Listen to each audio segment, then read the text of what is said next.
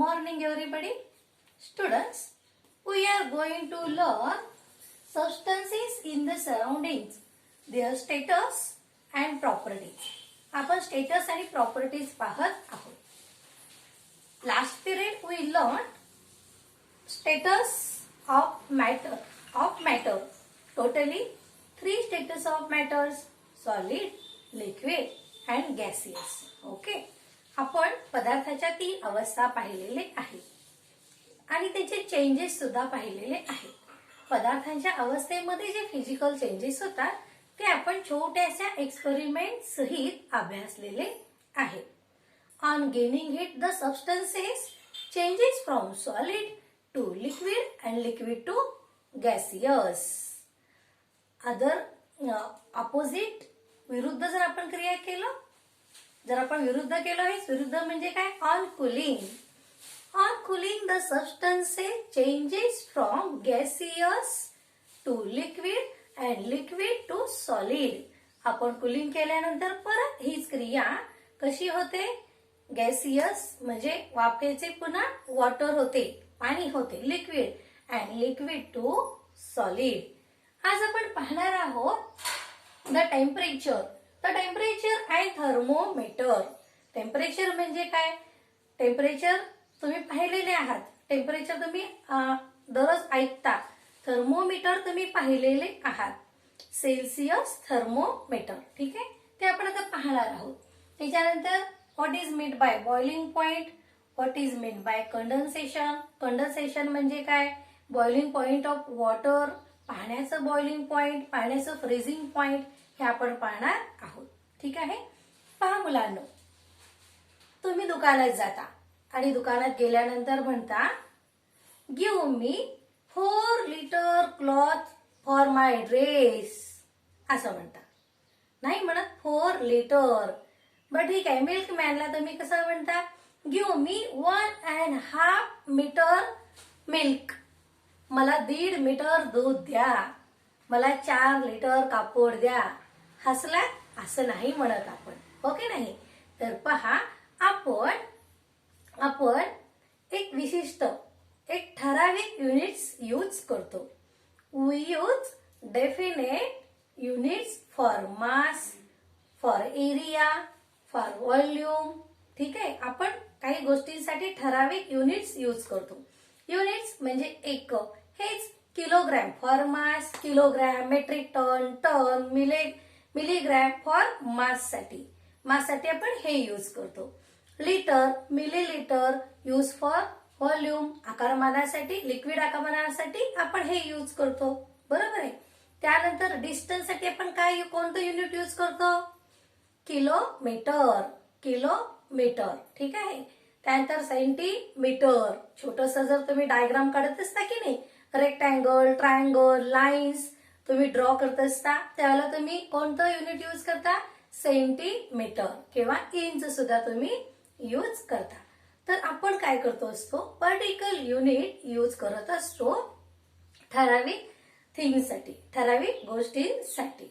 ठीक आहे. तर आज आपण पाहणार आहोत टेम्परेचर. तुम्ही हा शब्द नेहमी ऐकता. थर्मोमीटर, टीव्ही मध्ये हवामान खात्याकडून आपल्याला बातमी दिली जाते. पहा, today's temperature is 24 degree Celsius. आजचं हवामान 24 डिग्री सेल्सिअस आहे. आता डिग्री सेल्सिअस हे त्याचं युनिट आहे. कशाचं? टेम्परेचरचं. एखादं टेम्परेचर तुम्ही ज्यावेळेला सकाळी आंघोळीचं पाणी घेता त्यावेळेला ते पाणी तुम्ही कसं जज करता? हॉट आहे, गरम आहे, वॉर्म आहे. तुम्ही पाण्यामध्ये हात बुडवता. Okay, put your hand in the water and says it is hot, it is cold, it is warm, असं आपण वापरतो. परंतु बिसाइड तेच पाणी जर खूप हॉटेड असेल, खूप गरम असेल, तर आवर हँड्स कोल्डेड, आपला हात पोहतो त्यावेळेला. बरोबर आहे ना? And this is not accurate temperature shows. हे टेम्परेचर ॲक्युरेट दाखवत नाही. बरोबर आहे. मग ॲक्युरेट टेम्परेचर दाखवण्यासाठी यूज करतात thermometer. Used for measuring temperature. ह्याला म्हणायचं थर्मोमीटर यूज करण्यासाठी टेम्परेचर मोजण्यासाठी काय वापरतात? थर्मोमीटर, सेल्सिअस तापमापी. ठीक आहे. आता nowadays digital thermometers used for our counting temperature. आपलं टेम्परेचर मोजण्यासाठी किंवा हवामानाचं सुद्धा टेम्परेचर मोजण्यासाठी डिजिटल थर्मोमीटर्स यूज करतात. आता कोरोनासाठी पहा ते वेगळे डिजिटल टेम्परेचर आलेले आहे. तर हे सेल्सिअस टेम्परेचर हे पूर्वी फॅरनहाइट, त्यानंतर रोमर, त्यानंतर सेल्सिअस हे सेल्सिअस थर्मोमीटर हे यूज केले जातात. मग त्याचं युनिट आहे पहा डिग्री सेल्सिअस. ह्याचं युनिट काय आहे? Degree Celsius. हे कसं लिहितात? असं सी लिहून वर असं 0 काढलेलं असतं. डिग्री सेल्सिअस समजा 20 डिग्री सेल्सिअस. तर डिग्री सेल्सिअस हे काय आहे त्याचं युनिट. जसं किलोग्रॅम, लिटर, मीटर हे जसं युनिट आहे तसं टेम्परेचरचं युनिट आहे डिग्री सेल्सिअस. आलं लक्षात? त्यानंतर पहा आपण पाहणार आहोत बॉइलिंग पॉइंट. तर बॉइलिंग पॉइंट म्हणजे काय पहा. If water is continuously heated at 100 degree Celsius. आपण ज्यावेळेला सकाळी तुमची आई पातेलं ठेवते गॅसवर, एखादं वेसल गॅसवर ठेवते, त्यावेळेला काय होतं? चहासाठी पाणी उकळतं, आंघोळीसाठी पाणी उकळतं. ते पाणी उकळल्यानंतर किती असतं ते? तर 100 डिग्री सेल्सिअस. त्यावेळेला आपण त्याच्यामध्ये पाहतो we can see bubbles rising faster and faster. त्याच्यामध्ये बबल्स असे वर एकदम फास्ट असे येत असतात, आपल्याला बबल्स उडताना दिसतात. मग इव्हपोरेशन टेक्स प्लेस. इव्हपोरेशन म्हणजे बाष्पीभवन होतं. त्यावेळेला सगळीकडे आपल्याला स्टीम दिसते. आता मी स्टीम हा शब्द यूज करते पहा. स्टीम म्हणजे वाफ. सगळीकडे आपल्याला स्टीम दिसते. Evaporation takes place from all parts of the body of water. त्या पाण्याच्या सभोवताली सगळीकडे आपल्याला स्टीम जाताना दिसते. बरोबर आहे. मग this is called boiling point of water. ह्यालाच म्हणायचं बॉइलिंग पॉइंट. म्हणजे बॉइलिंग म्हणजे उकळणे, उकळण्याचा बिंदू. कितीला उकळतं मग पाणी? 100 degree Celsius. Pure waters boiling point is 100 degree Celsius. लक्षात ठेवायचं आहे.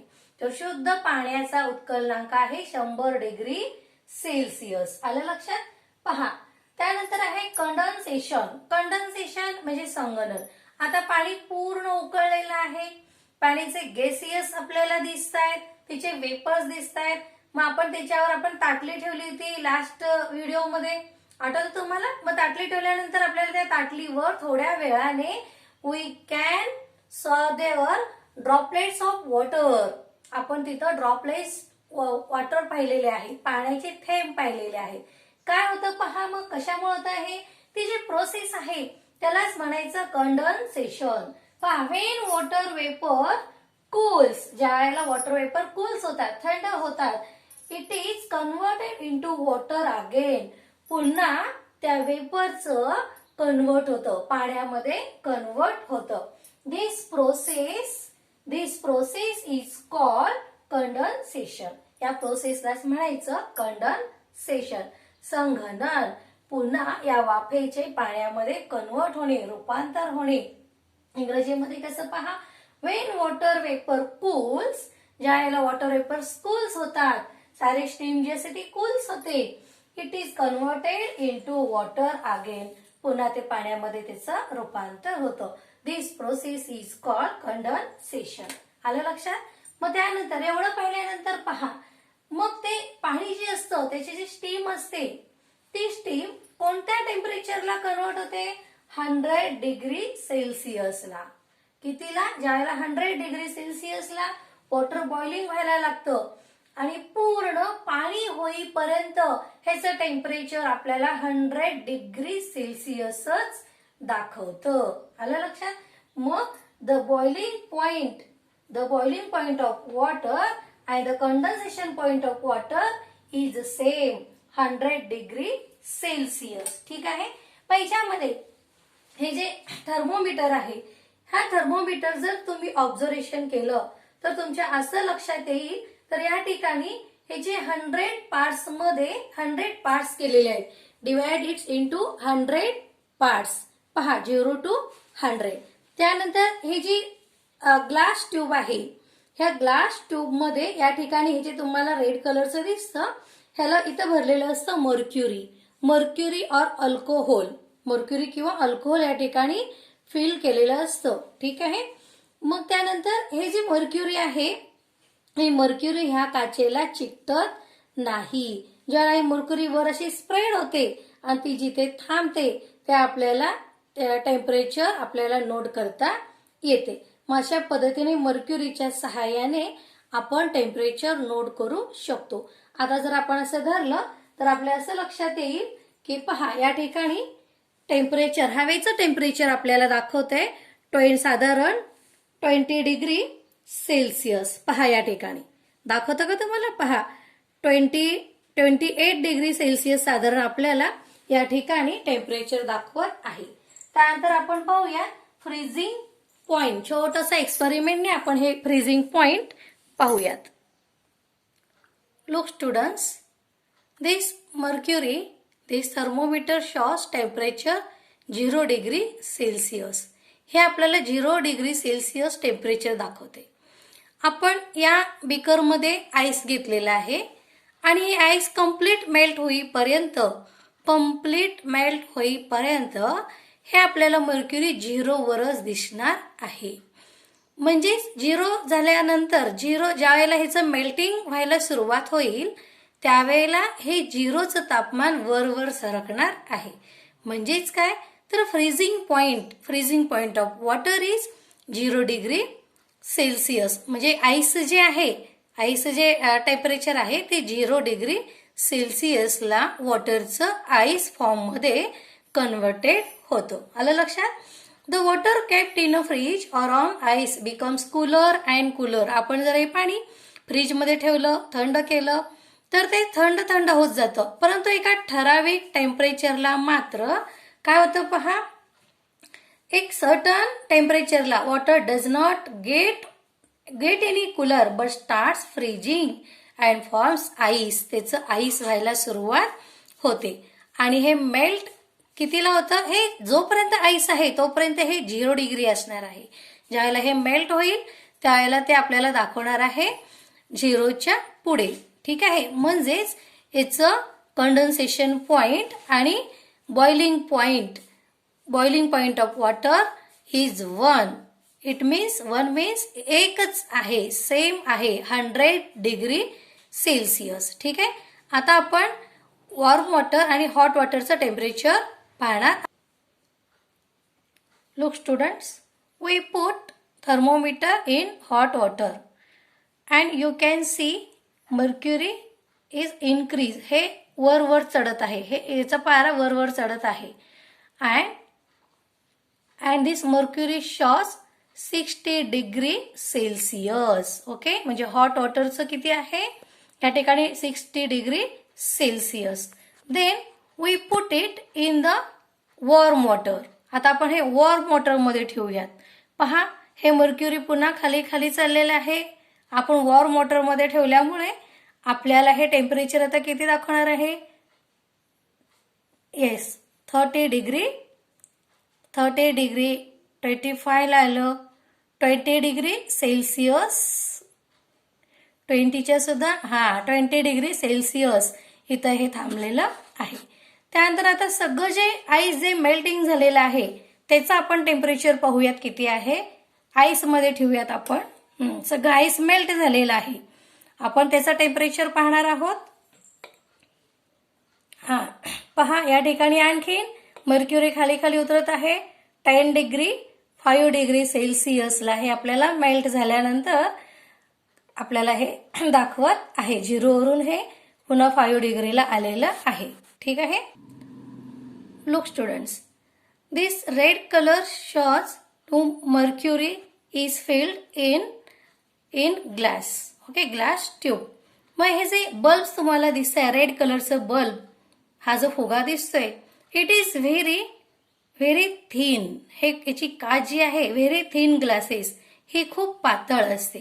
कशासाठी पातळ असते तर इमिडिएटली ते आपण एखाद्या पदार्थामध्ये ठेवलो की इमिडिएटली त्याचं जे टेम्परेचर आहे ते कॅच करता यावं, so that its glass is very thin. Okay, पहा मुलांनो, आता आपण छोट्याशा एक्सपेरिमेंट मधून freezing point of water, melting point of water पाहिलेलं आहे. ठीक आहे.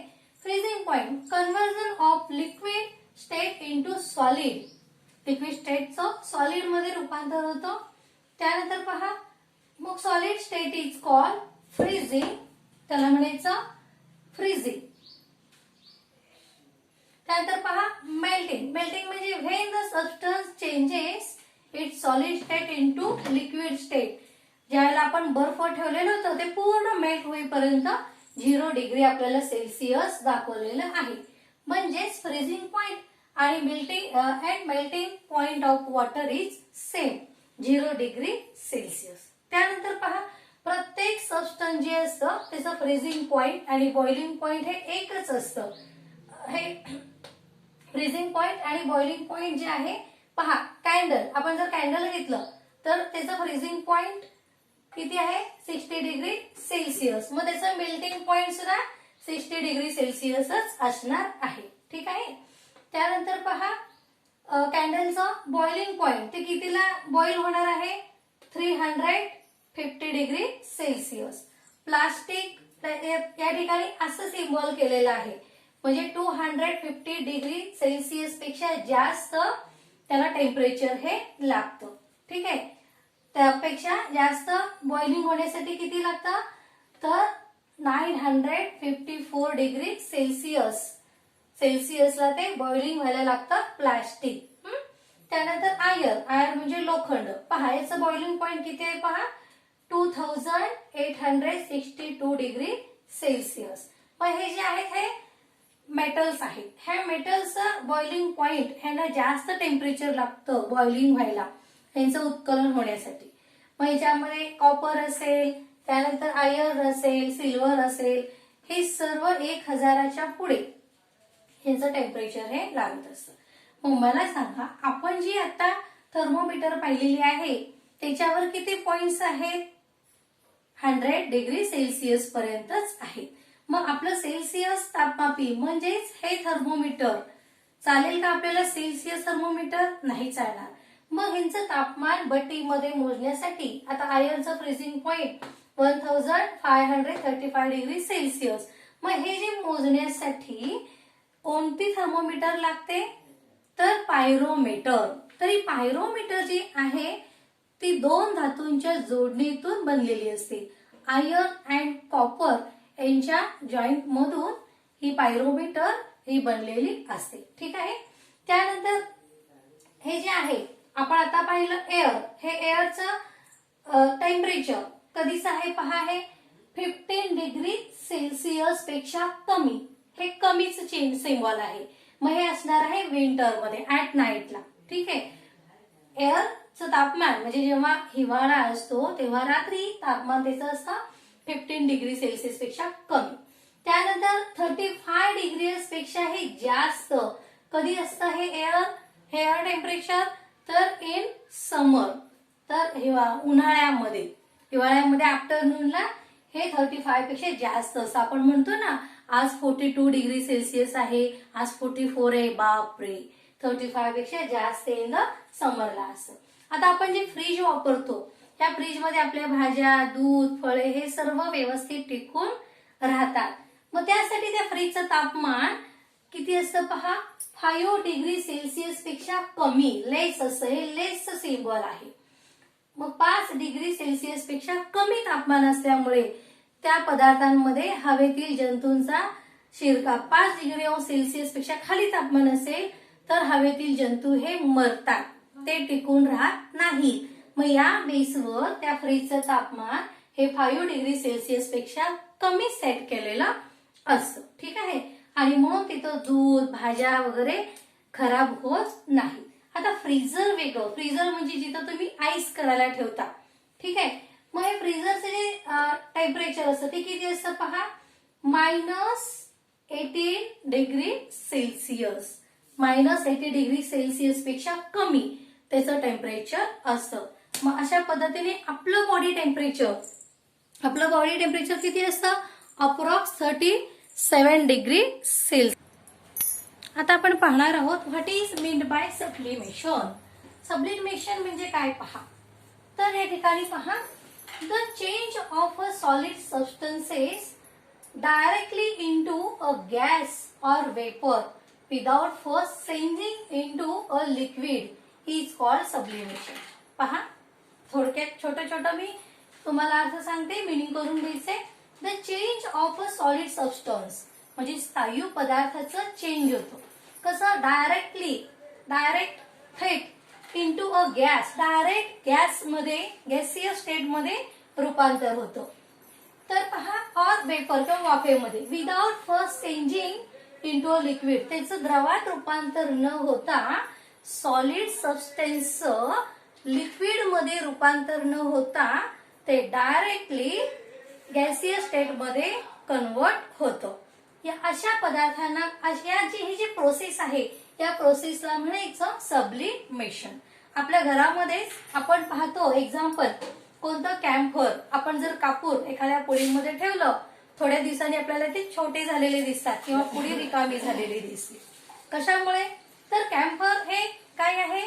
सॉलिड स्टेटस आहे आणि ते जर आपण उष्णता म्हणजे असं बाहेर ठेवलं, आजूबाजूला टेम्परेचर तर असणारच आहे आणि या टेम्परेचरमुळे काय होतं, तर हिचं गॅसियस स्टेट मध्ये डायरेक्टली कन्वर्ट झालेलं असतं. त्यामुळे आपल्याला ते थोड्या दिवसांनी ती पुडी अशी खुळखुळ वाजलेली ऐकायला येते.